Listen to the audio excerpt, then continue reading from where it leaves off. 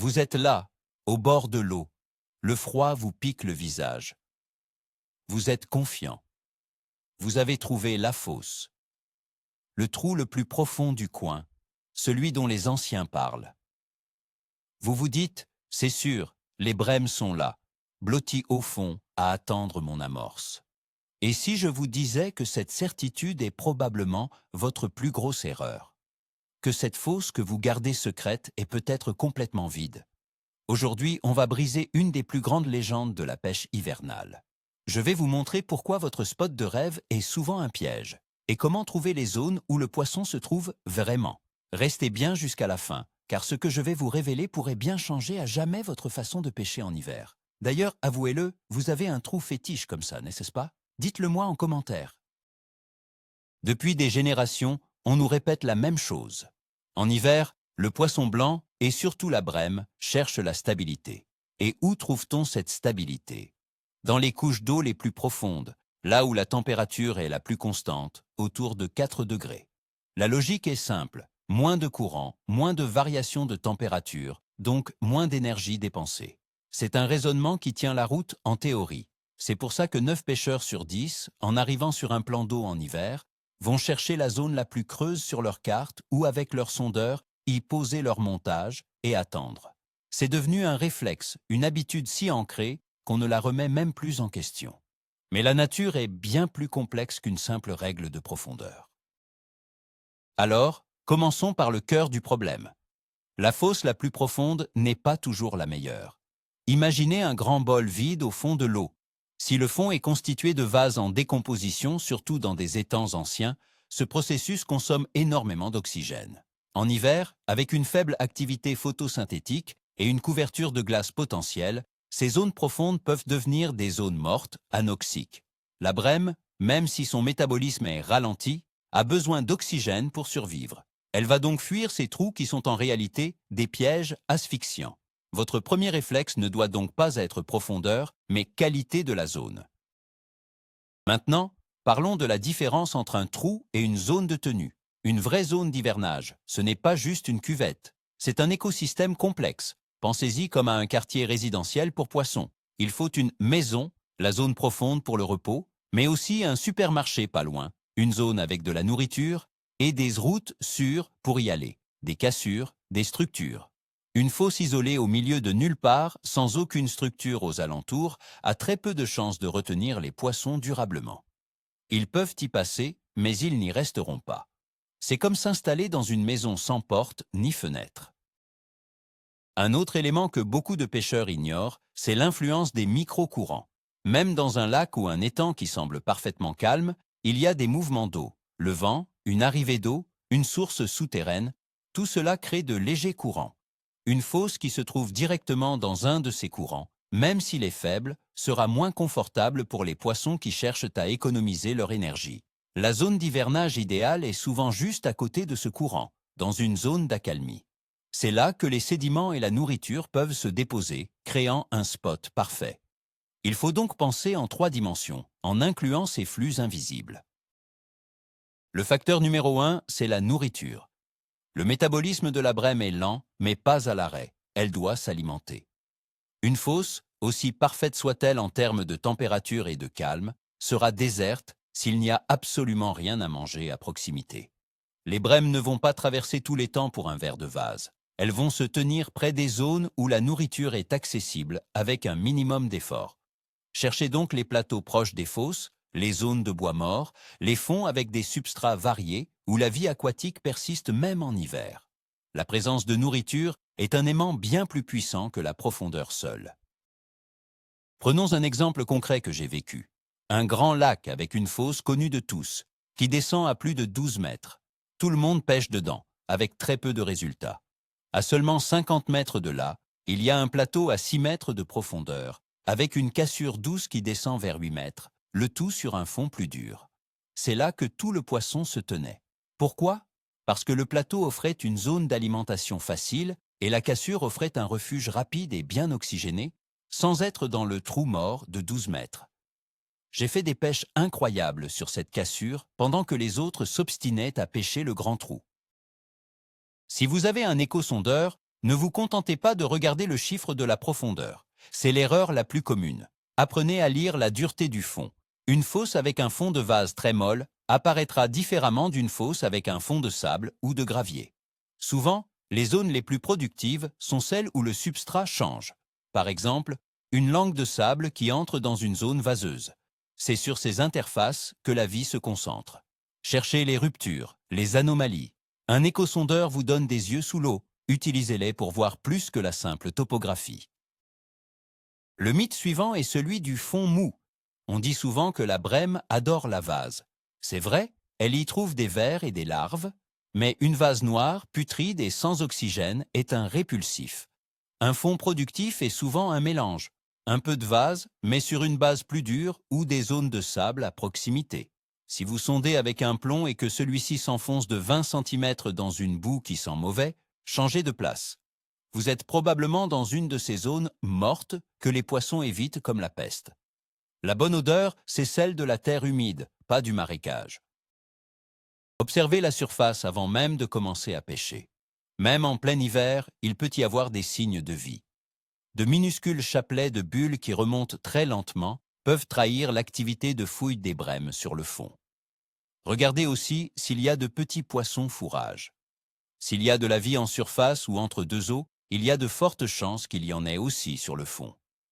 Un plan d'eau qui paraît complètement mort, sans le moindre frémissement, est souvent un mauvais signe. La nature nous donne des indices, il faut juste prendre le temps de les lire.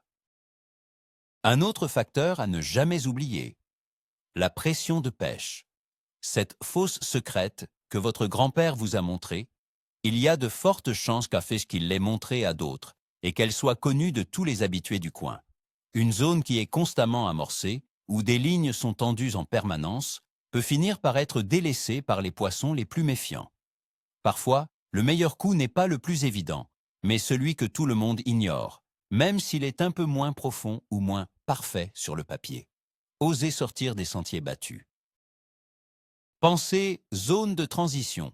Les brèmes adorent les bordures, la bordure d'un herbier qui meurt, la transition entre un fond dur et un fond mou, et surtout la cassure, le talus qui mène à la fosse. Très souvent, les poissons ne sont pas au plus profond du trou, mais sur les pentes. C'est un poste stratégique. Ils peuvent monter sur le plateau pour se nourrir rapidement et redescendre dans la pente pour se mettre à l'abri au moindre danger. Pêcher le centre de la cuvette, c'est comme pêcher au milieu d'un salon vide, alors que tout le monde est dans la cuisine ou sur le balcon.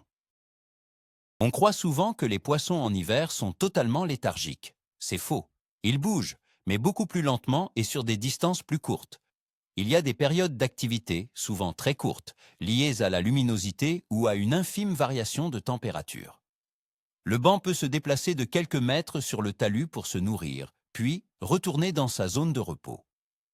Si vous n'avez aucune touche pendant 2 heures, cela ne veut pas dire qu'il n'y a pas de poissons. Cela veut peut-être dire que vous êtes à 10 mètres du garde-manger et qu'ils ne sont pas encore sortis. Voici une astuce pratique. Une fois que vous avez identifié une zone potentielle avec une fosse et un plateau à côté, ne mettez pas toutes vos cannes au même endroit. Placez une canne au plus profond, une canne sur le haut du talus et une canne sur le plateau. C'est la meilleure façon de comprendre le schéma de la journée. Vous seriez surpris de voir que la plupart des touches proviennent souvent des zones les moins profondes, surtout si le soleil fait une brève apparition. Ne soyez pas monomaniaque de la profondeur. L'erreur classique est de s'entêter.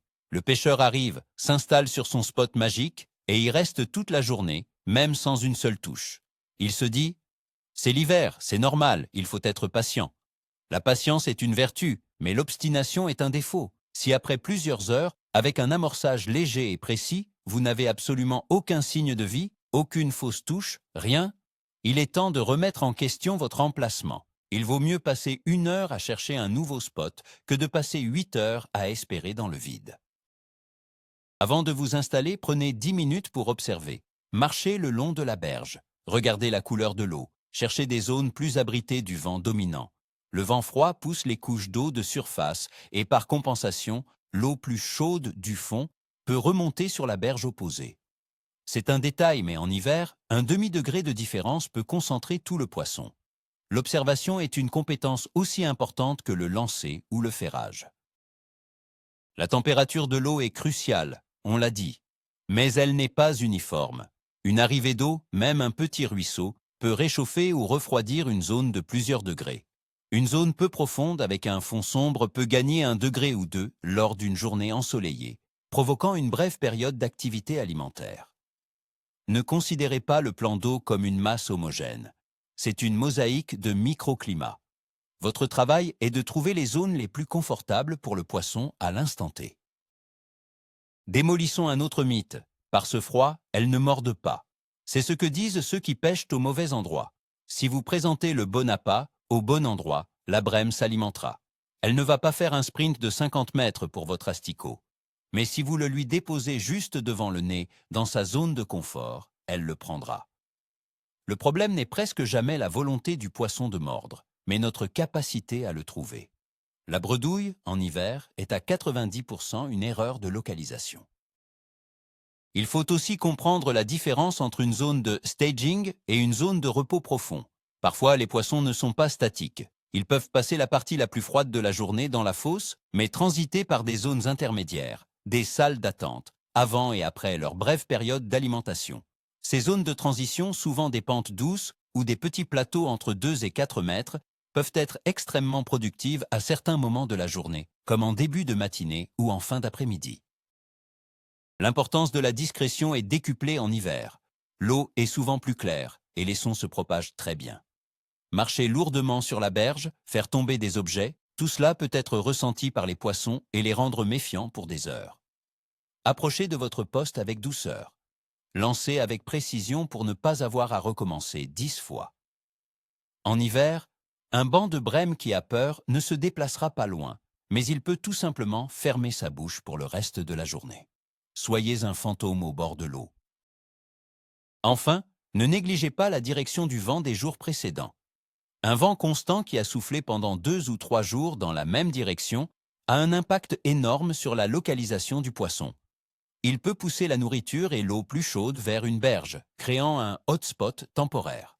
Quand vous arrivez au bord de l'eau, ne pensez pas seulement aux conditions du jour, mais aussi à celles de la veille et de l'avant-veille. La pêche est un jeu de détective et chaque indice compte. Pour résumer, voici votre checklist avant de vous installer.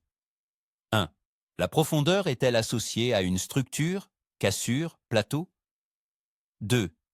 Y a-t-il une source de nourriture potentielle à proximité? 3. La zone est-elle à l'abri des courants dominants? 4. Le fond est-il de bonne qualité, pas une vase putride? 5. La pression de pêche est-elle raisonnable?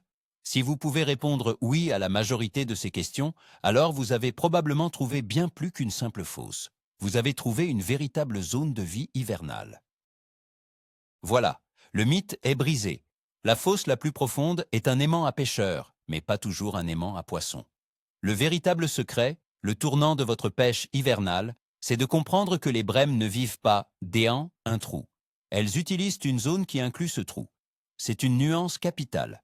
Elles s'en servent comme d'une chambre à coucher, mais elles vivent, mangent et se déplacent tout autour. En arrêtant de vous focaliser sur un point unique et en commençant à analyser toute la zone, les pentes, les plateaux, les changements de substrat, vous multipliez vos chances de façon exponentielle. C'est un changement complet de perspective qui va transformer vos sessions de pêche glaciale en véritable succès. Merci d'avoir regardé cette vidéo jusqu'au bout. Si elle vous a ouvert les yeux, mettez un gros pouce bleu, ça aide énormément la chaîne, et abonnez-vous pour ne rien rater des prochains conseils. Maintenant, j'ai une question pour vous, et soyez honnête. Après avoir entendu tout ça, allez-vous regarder votre fosse secrète de la même manière la prochaine fois? Dites-moi tout dans les commentaires.